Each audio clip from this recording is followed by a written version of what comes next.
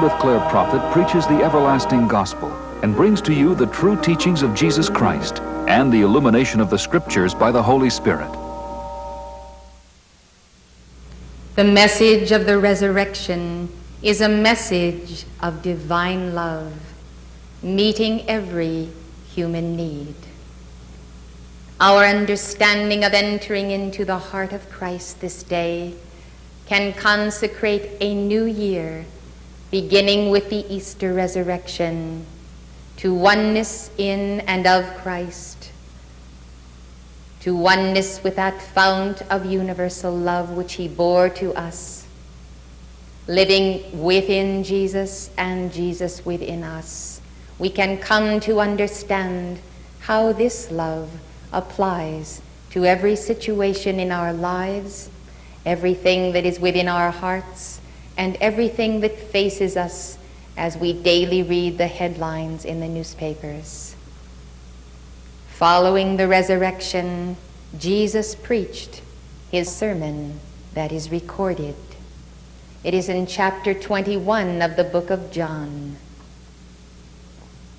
It is written, "After these things, Jesus showed himself again to the disciples at the Sea of Tiberias, and on this wise showed himself. There were together Simon Peter and Thomas called Didymus, and Nathanael of Cana in Galilee, and the sons of Zebedee, and two others of his disciples. Simon Peter saith unto them, I go a-fishing. They say unto him, We also go with thee. They went forth and entered into a ship immediately, and that night they caught nothing. But when the morning was now come, Jesus stood on the shore, but the disciples knew not that it was Jesus."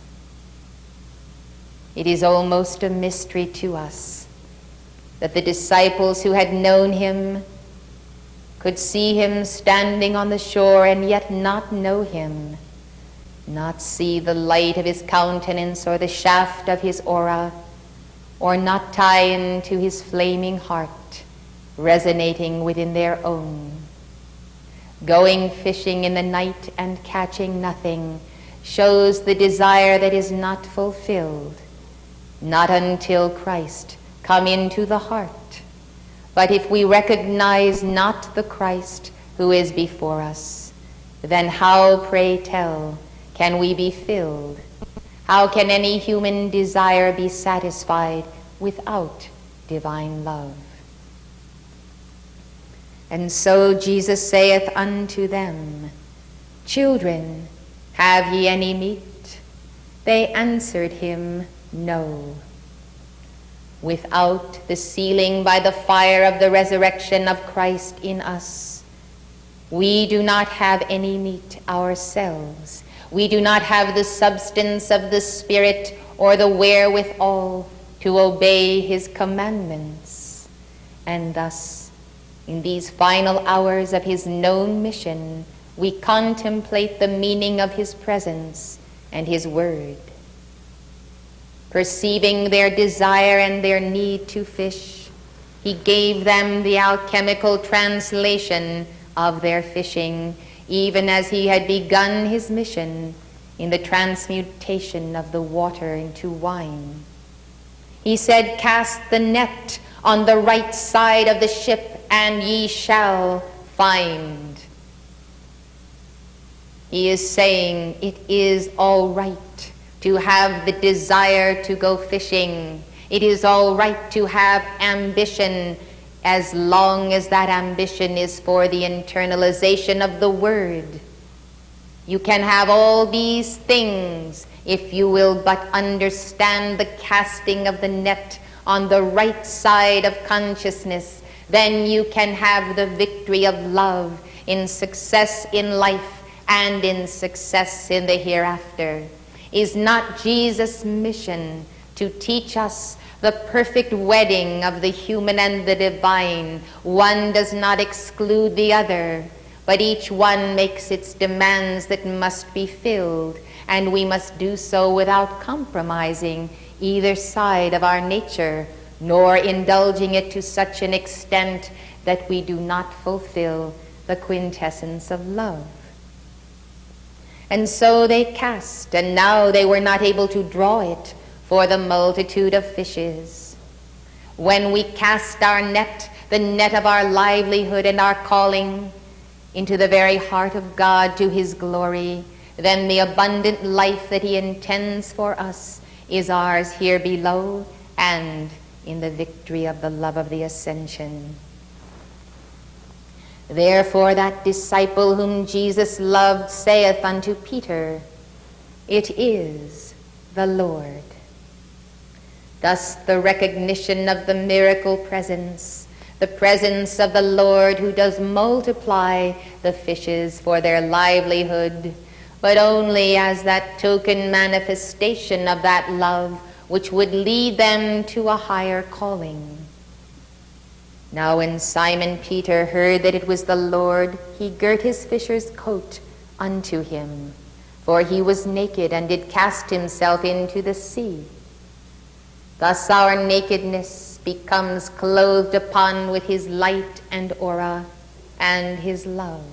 In each instance, without the living Christ, we are nothing, we have nothing.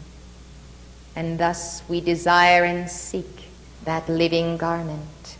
And the other disciples came in a little ship, for they were not far from land, but as it were 200 cubits, dragging the net with fishes. As soon then as they were come to land, they saw a fire of coals there, and fish laid thereon, and bread. Jesus had prepared them food for the body, the fire physical, reminding them that it is the fire of his heart that sustains us. He did not fish, and yet he had fishes all prepared, ready for their nourishment, showing them that in the fullness of the Piscean age, he had the complete nourishment for their souls and for their bodies. This is the quintessence of the message of love, the master who is servant, and the one who explains to us, my grace is sufficient for thee. Yet in 2,000 years, the non-appropriation of this grace, the fanaticism, the rigidity, has heaped upon Western civilization wars and tortures and famines and desecrations of life. Much of this in the name of Christ, some of it in the name of Antichrist. The appropriation then of the message of Jesus Christ is essential to you and to me today as followers of Christ. Christ in the resurrection of the I am that I am, because we are compelled as his disciples to go and do likewise. Why is it so difficult to comprehend the keys to the kingdom that he has given to us? Why do the churches lament that they are losing their followings, or they have no new life, or no new ideas, or no new message? This is what we read in the papers. Beloved hearts, unless and until we can obey this injunction of love and become the living Christ, we must say that Christ's resurrection, for all intents and purposes, is in vain. Unless each and every one of us can understand the putting on of the resurrection garment, how can we enter the new age? How can we follow him in the resurrection? Where will come the light? Where will come the strength to face the tests and trials and temptations that he faced? This message is both the example and his word. Jesus saith unto them, Bring of the fish which ye have now caught. Simon Peter went up and drew the net to land full of great fishes, 153. And for all there were so many, yet was the net not broken. Jesus saith unto them, Come and dine. And none of the disciples durst ask him, Who art thou? Knowing that it was the Lord. For all of the fishes which they caught, the net did not break. It should have broken, but defying the law, Jesus' consciousness was able to contain all of the fishes, all of the light bearers, all of the disciples that should gather when we cast the net of love, and yet the net should not be broken. This is a tremendous message of our ministry today. Jesus then cometh and taketh bread and giveth them, and fish likewise. This is now the third time that Jesus showed himself to his disciples after that he was risen from the dead.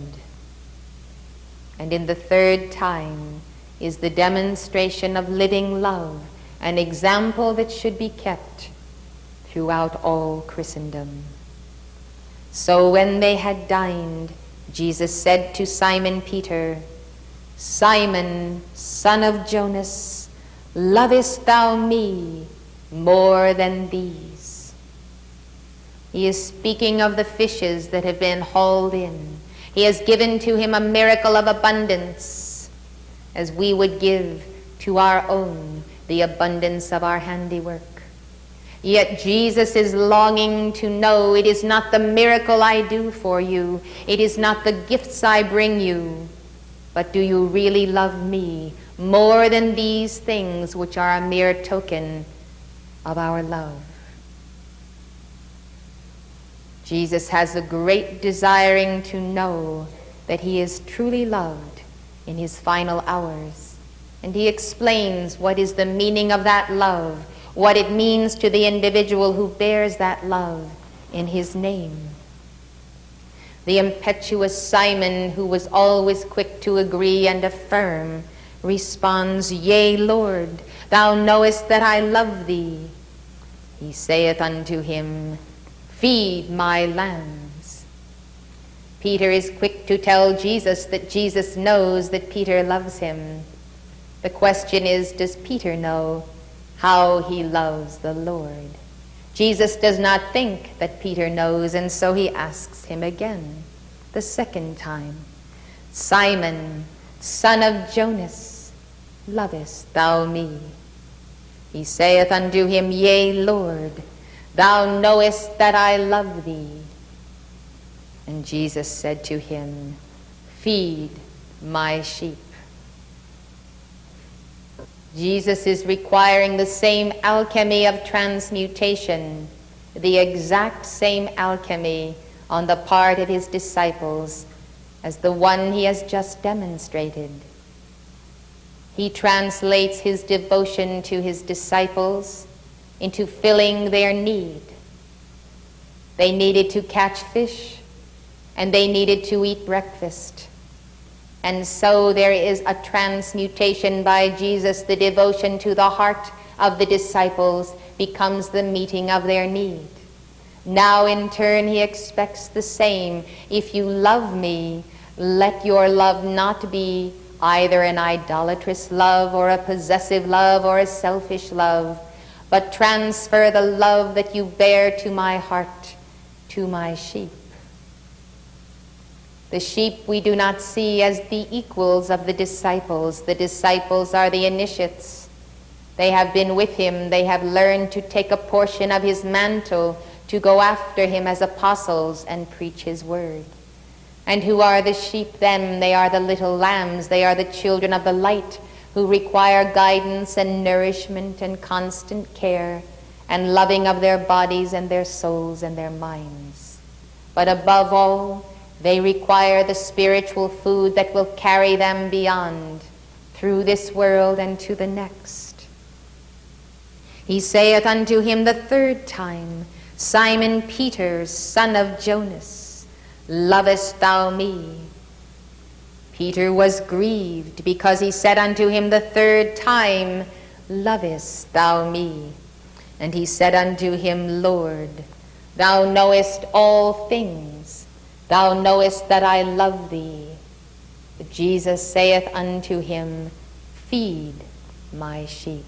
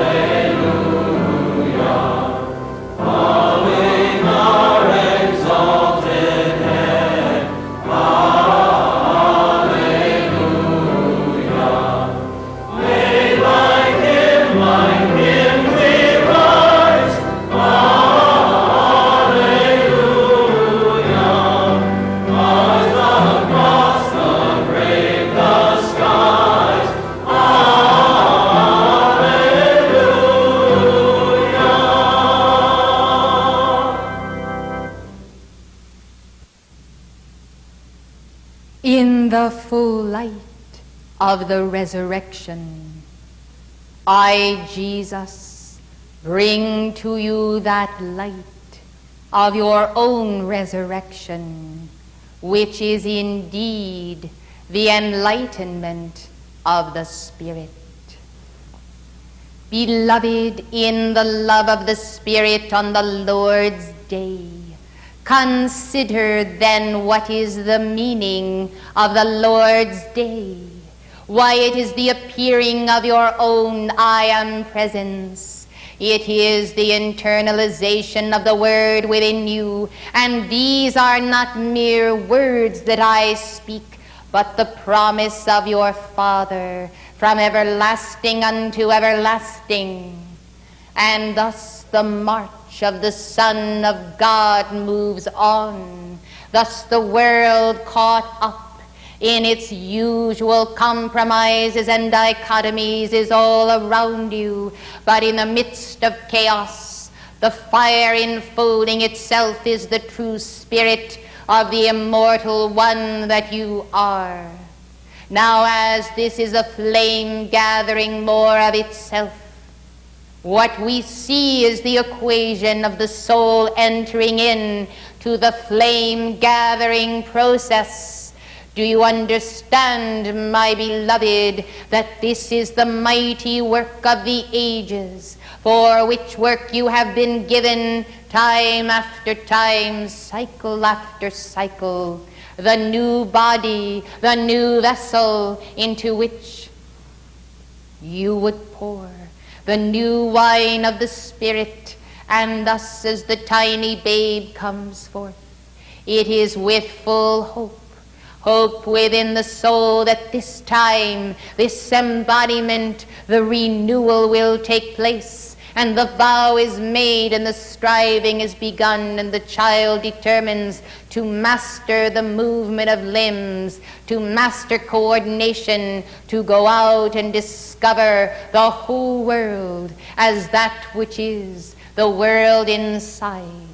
Thus the child is born with a quest for self-mastery, and by there is limitation placed upon that very concept of self-mastery, as others do for the child what the child can only do for itself, or as others lower the level of excellence that is required and not allow that child to reach for the stars and to discover just how high the reach must be in order to grasp the union with the I am that I am. Let the systems of education contemplated by parents and teachers take into consideration that in the child mind there is no limitation. There is an acquaintance with infinity. Time and space do not come easily to the child, and therefore, while you train him to work within these confines, do not forget to allow the spirit to soar and to contemplate dimensions that are indeed infinite, the largesse of God himself, the magnanimity of God, the generosity of life, space wide and open, the vastness of the seas and the valleys and the mountains. Let the child see and know the wonder of this expanse that is his in which to create. Thus, beloved, understand that the balance between the indoor and the outdoor is the going within to the secret chamber of the heart, where the child may learn the inner disciplines of energy and the mastery of detail within the mind and within his world, and the going out to discover that there is an infinite potential in God, there is an infinite potential in the fire enfolding itself, and the challenge of life on earth is the wedding of the twain. Thus the divinity ensconced in the humanity is the mark of the individual who is balanced. And those who are unbalanced in this society and civilization, as always, either have an oversense of self-importance as gods which they have made of themselves, or else they have an undersense of importance of themselves as human beings. The equation then must be the realization of the hand in the glove being the body that you wear, the hand being that movable force of the Godhead that is yours also, a power to be wielded, a love that can be given, and a wisdom that is the bread broken for you. For this is indeed my body of light. My body of light, beloved, is that light which quickeneth every cell of the mind. I come then for the breaking of the confines of your own version of orthodoxy, your own version of self-limitation and mortality and self-condemnation. For above and beyond and apart from that which the false pastors have chosen to give you is your own sense of self-limitation, and thus there is a doctrine of human values which end is the exclusion and toto of the divine man or the divine woman, and thus for all intents and purposes the evolution of the soul ceases while the development of the human increases, and in that increase there is more of the development of the outer that is present at any moment to snuff out the tender inspiration of the soul, to reach in the fire of creativity and break the mortal coil and self-transcend. Thus it is a delicate balance, one concerning which you ought to pray, for this is the very mystery of life, weaving in and out of the responsibilities which deal with the realm of the possible, the practical life which can be lived, given all the so-called limitations, and in the very midst of these to recognize none of them, and to know that the Spirit, as the revolutionary of God, will cut right through, will not in any way allow to be placed upon itself interference or block, or the putting down of even one's own karma or astrology, but the sense of the infinite within oneself, able to penetrate, able to go beyond, able to catch the wind of the Holy Spirit and move to that infinite source. The stars have a goal, and their goal is the central sun. They point the way to a source no longer seen, You can neither see the central sun from your vantage, nor can you see the sun behind the sun. And yet every flower tells you there is a central sun. Every cell in your body tells you there is a central sun. And your physical beating heart is the central sun of your temple. And it also tells you that the repetition of centrality in the earth, even in the fiery core of its center, does remind and bespeak of the infinite sun whence you came. Thus the mercy and the grace of the Father, who does give you those crumbs of the loaf of universal consciousness, which when you take them into yourself becomes the expansion of ancient self-knowledge and awareness of the foundations of life. These things are the treasures in the heart, the very heart of a soul that is juxtaposed as delicately as a rose between time and space and infinity. Thus care for the tender child, care for the tender soul, and know that there is nothing more delicate in time and space than the soul merging with the divine, the soul about to become the full awareness of God. Oh, beloved hearts, so many things that are precious and delicate in life that are so easily lost. Thus understand that the harshness of the world has become the ground of the fallen angels, who by their harshness would take from you the delicate flower of hope, or of faith, or of charity, of gentleness and grace. Let us ease one another's burdens. Let us remember the vision of the inner man of the heart. Let us know that the soul whom we meet has a shepherd also, and we may identify with that shepherd as we identify with the Christ in ourselves. I say we, for I am truly a very living part of this community and of all the saints on the earth.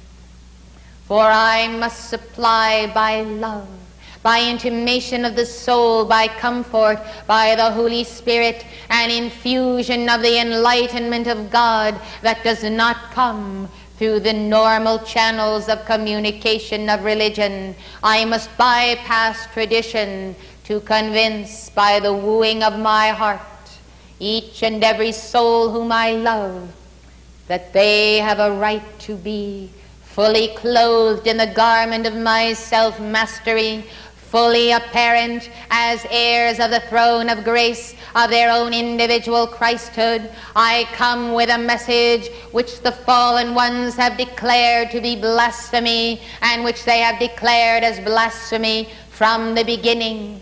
I preach it in the intimations of the heart to each and every soul of God. I come with a message of the living Christ within, and yet the outer preachers with the shrill voice and with the subtle criticism convince them that it is robbery for them to make themselves equal to my light and office and equal to God as I did. Beloved, I am therefore grateful for the mouthpiece by which I can deliver to you the vibration of my love and my determination, for there are yet the money changers to be cast out of the temples of the world. There are yet the barren fig trees to be cursed and withered because they do not bring forth the fruit of the Spirit. You have the right to eat from a full fig tree each hour and day as you worship God, each Sunday as you go to church. You have the right to eat from this tree. And therefore, if the pastors are the barren fig trees, let them be judged in this hour by the universal Christ with them. For the law itself does act, and I, Jesus, do implement this law And yet were I to withdraw from the universe, I tell you the law would still act. And yet the benefit of the ascended masters with you, and of yourselves embodying that Christ, is that through the incarnate Word, the Word that has been claimed and made your own, there can come the acceleration of the cycles of Almighty God in the earth. Thus understand, in the very midst of proving the dimensions of my own godhood, I had to meet precisely what you must meet. Beloved ones, the conditions are present today, yet the challenging of those in authority seems almost to be a fruitless, a thankless, and a useless engagement of time and energy. Why not leave it all and go about your business or education? For what can one voice do? Beloved ones, you seem to forget that the earth was not so sparsely populated as you might think in the days 2,000 years ago. And tyranny was enthroned, and people were enslaved, and injustice was abroad in the land. Now you say, what did I accomplish? One voice. Well, I was not one voice. I was the voice of the living Word. I was the voice of God speaking, and that power and that voice has echoed from then backwards in time and space into the distant past and into the future of the present moment. You also are the instrument of the Word, and when the Word is spoken and the truth is declared, it impresses itself and unites with the Word in all other children of the light, and it is heard, it is known, and there is a self-correcting force in the very fabric of society which, when the Word does impinge upon it, forces the alignment of atoms and molecules, and trends in society change and are remolded and aligned with the divine force of the universal Word descending. Therefore nothing is in vain, and the challenging of injustice does go forth, and everywhere where that vibration is manifest on earth, that is the judgment of that point of injustice. Fear not then, for there is an adjunct to this service, and that is that the Word strengthens all those who allow themselves to be used by it. And the Word therefore becomes the life force that increases the sacred fire of the spine, whereby you have the authority of the shepherd's crook, not only to feed my sheep, but to demand that those who have made themselves secular shepherds in government, in the economy, and in education also come into alignment with the mediator who is Christ. Let the shepherds rise up then and heal the people and challenge their oppressors. It is ever the work of the living Christ. This is the message. Feed my sheep. They must be fed first and foremost the spiritual truth. They must be fed this truth by a gentle teaching, a firm teaching, and a striving example on your part. Beloved ones, the example shows the way of truth. Therefore be the example, and when the example is given, they will recognize those who are not walking the path of truth, and they will grow in strength by your manifestation of strength, and they will grow weak by your manifestation of weakness, and they are demoralized as you demoralize your own reason for being in compromising that Word. Fear not, little flock, for it is the Father's good pleasure to give you the kingdom of his consciousness, of his mind and heart and soul. In the hour of greatest frailty, or greatest error, or greatest out of alignment state, whatever your burden may be in that precise hour, my beloved, Understand that this is the moment when God reveals himself, when his Spirit conquers, when your temple is filled with the Holy Spirit, and you find that not because you have become a human God, but because you have made room, because in fact of your frailty, the Lord God has raised you up to be that instrument. Thus perfect not the human, but perfect the soul. And the perfection of the soul is known by God, even when the exterior life may have burdens and problems and all manner of karmic challenges. It is the perfection of the soul as the bride that becomes the useful instrument. Thus, beloved ones, it is always so that in your extremity God suddenly appears. Thus the preparation is for the moment, and then you see the wonder of it all is that God himself is always the doer. And when you observe yourself being his instrument, you know how gracious is our God, how bountiful, how beautiful, how majestic, how fulfilling of all the promises he truly is. And we know that not by might, but by my Spirit, saith the Lord.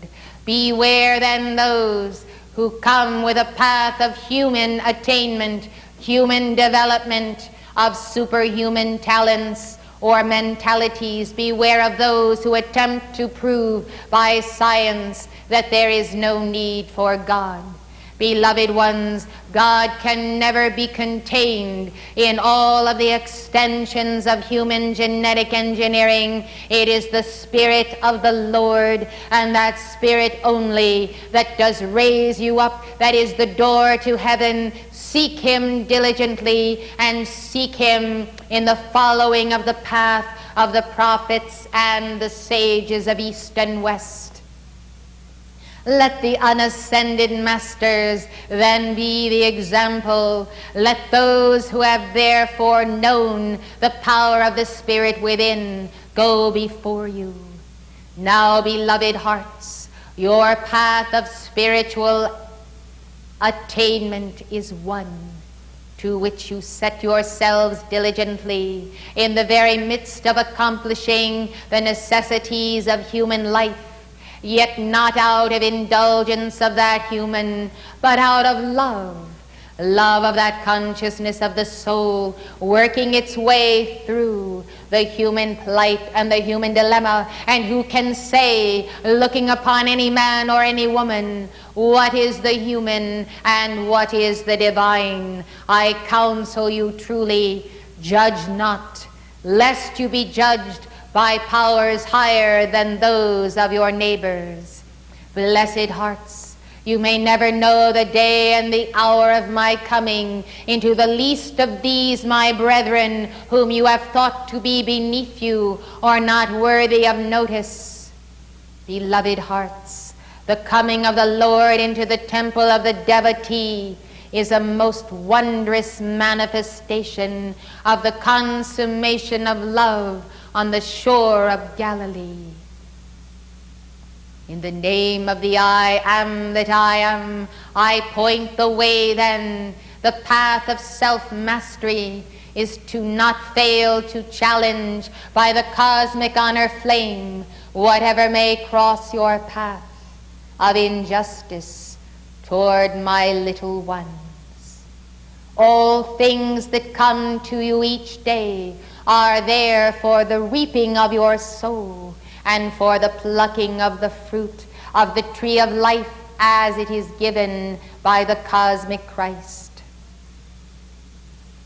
I promise you, as I have promised from the beginning, that before you enter a difficult situation, before you go forth in any way, to simply step back briefly and say, Jesus, my brother, go before me.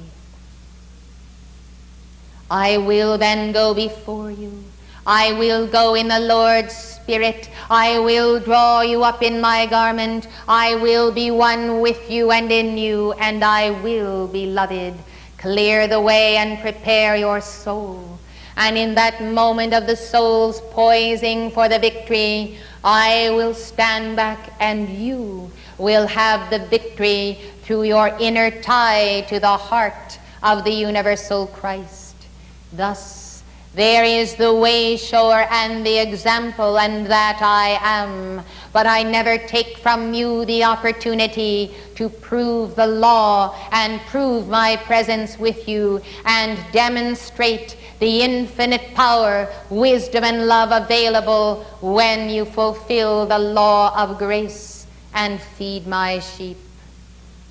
Thus, there is an understanding of working with the great white brotherhood, of the cooperation and the co-measurement as above and so below, the realization where you are that I am He.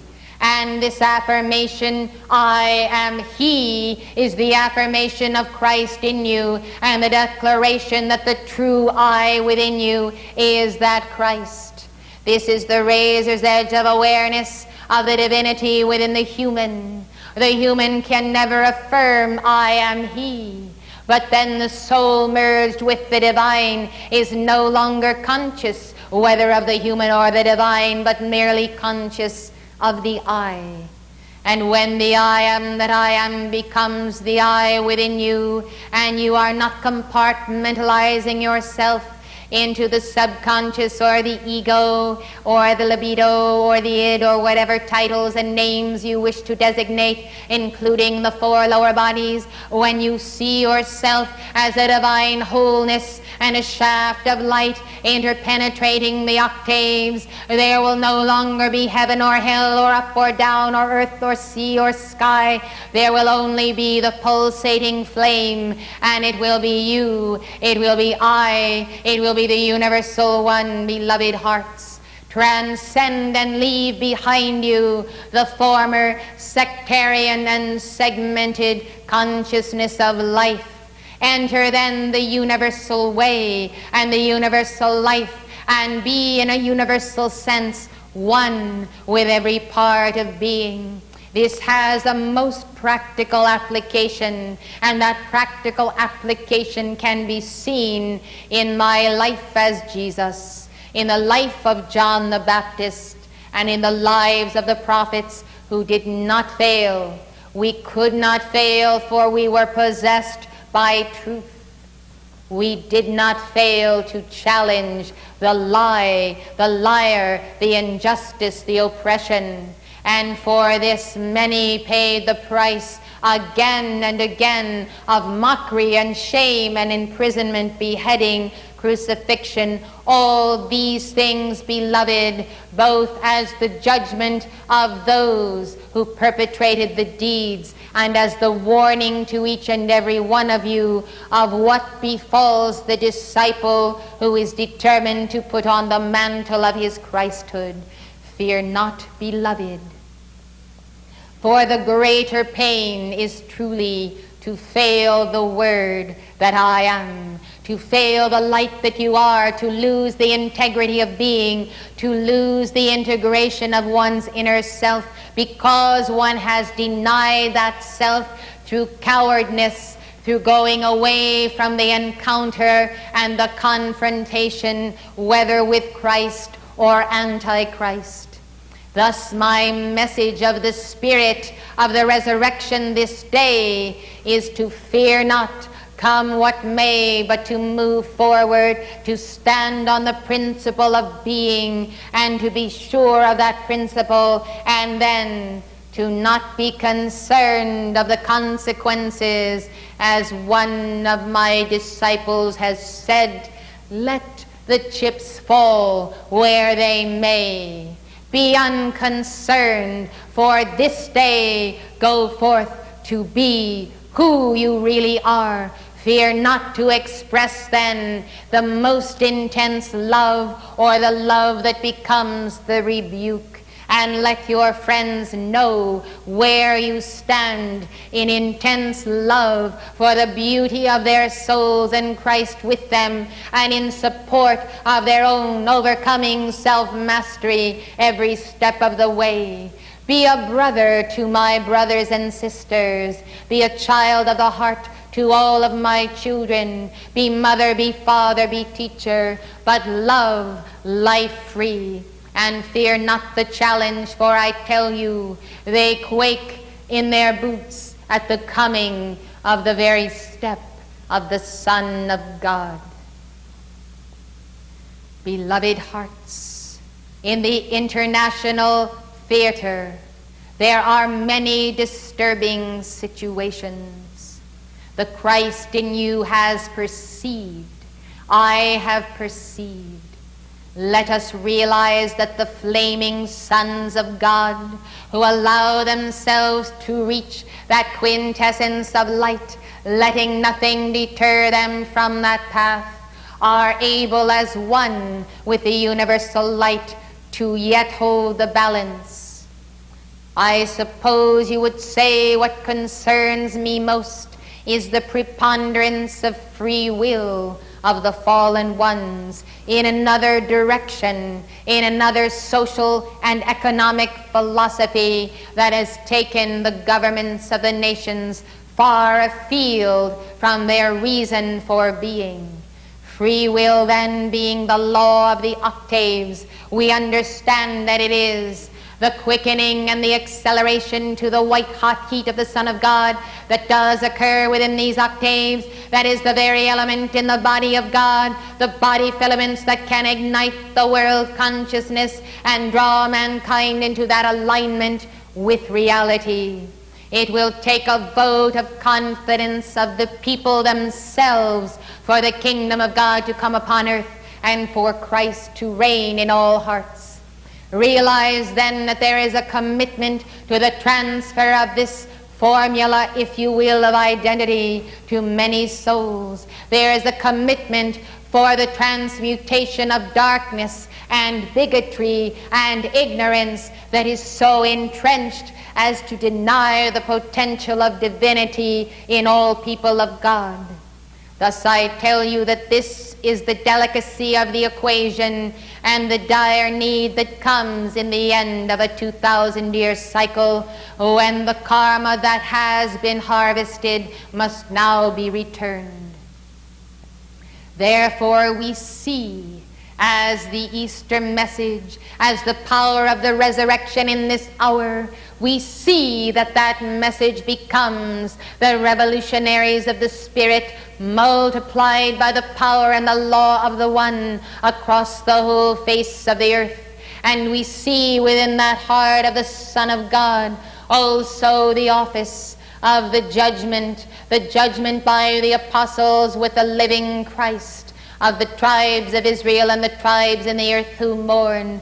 Let the force of light, independent of your outer consciousness of judgment, therefore manifest through you by the power of the full-heart of my word this day. And let the judgment be the diminishing of the light in those who have misused it, and the increase in those who have used it wisely and well. Understand that inasmuch as there is the spilling over from the astral plane, and out of the very depths of that astral plane itself into the physical octave of the will of darkness in the destruction of the little children and the youth, that those who then become the Christ must become that Christ in the full power and the office accorded to the apostles. And this, let Christ in you be the judge, and let the word go forth and the word be spoken for the shortening of the days of the elect of God and for the judgment of those who have misused that light. I am in the council of the Lord on the Lord's day, and I am with a council of ascended masters who look to intercede for mankind and who look to the outcome of this decade and the decades that are upon the earth.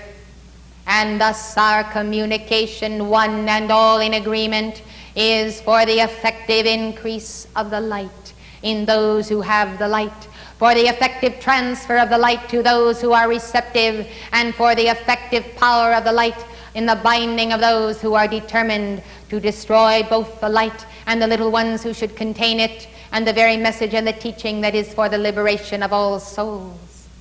Thus the law does ever act, and thus you understand as you use the light to the glory of God, so the light will increase. I promise you then in this hour that in the turning of the year and the turning of the tide of the resurrection this Easter 1985, there is increased the light that is available, the power of redemption and the power of resurrection.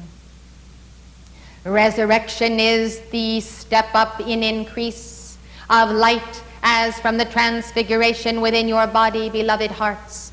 The transfiguration and the resurrection are the means whereby you transcend the world that is dense and dark. It is a position of the rock of the Christ consciousness whereby you draw to that rock those who are yet floundering. I speak in the name of my beloved mother. I speak in the name of the Holy Spirit. I speak for the increase of love within and without the community, a non-compromising love that compels souls to a higher self-esteem in God. This is the meaning of the feeding my sheep. Those who are of the light must esteem their holy office in the light and in the I am presence.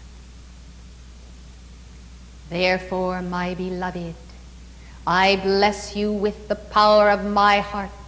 I send you renewed on that mission to which you were dedicated when you took embodiment. And I assure you that our oneness will now work as a leaven in the hearts of all for the religion of the everlasting gospel to be internalized and known, self-known by the light bearers, for to be free from the binds and the burdens of orthodoxy is the greatest boon and blessing that could come to all people upon earth. Therefore let it be known, as I have said, I came not to send peace, but a sword. The sword becomes the necessity for the dividing of the way in each individual's consciousness. And this dividing of the way must come through fearlessness.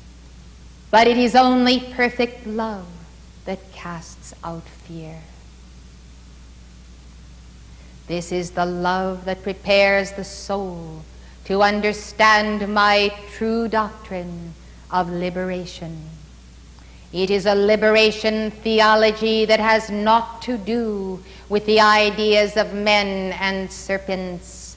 It is a liberation from that very orthodoxy which limits the individual's perception to defend himself, his right to be, his nation, and the new Jerusalem and the new Israel gathered here in North America. Let America return, therefore, to an understanding of God's holy purpose on her shores and in this land as the place prepared for the gathering of all the tribes from all the earth. Beloved ones, the conditions of the laggard races in the Middle East and their instability must reveal to you that no government, especially this government, ought to place the preponderance of their trust or their money or their military material in the hands of those who have betrayed the living Christ again and again and again. This is the citadel of the New Jerusalem, and therefore let the people of America awake this day, awake in the fullness of the cosmic Christ, awake to the fiery destiny of the holding of the balance of light on earth. Truly the holding of the balance is the key, and the balance in this hour remains for you to forge and win. I commend you to your own victory in this hour, for your victory. I tell you truly, from the very heart of the Father this day, upon your victory hangs the future of this nation, and upon this nation the future of the earth. Let all behold the signs of the times and recognize the ultimate need for the individualization of the God flame now. It cannot wait, beloved. Therefore fast and pray and be victorious, for I trust I will find you in the new day where you must be to see that this earth is free in the light. There are many light bearers to be contacted, and there are many who have no right to deprive them of that light. See to it then. For you have Archangel Michael, you have the holy angels, and all of the servants of God in heaven in answer to your call. We are ready for the tremendous expansion in this activity which is the requirement of the hour. And the question is, are the individual vessels ready? The answer is, God in you is ready, Christ in you is ready, the soul is poised to take its flight. Now, beloved, take the formula of the strength of self in the vessel of selflessness and understand that God indeed will perform his mighty work through you in this age. In this hour then of the springtime, I say to one and all, a very happy, happy spirit of the resurrection, for joy is the sign of mastery. And I behold joy, I affirm it, and I am that joy within you always and forever.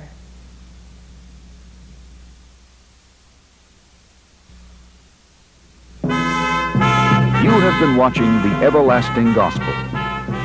Empowered by the Holy Spirit, Elizabeth Clare Prophet delivers the word of Jesus Christ.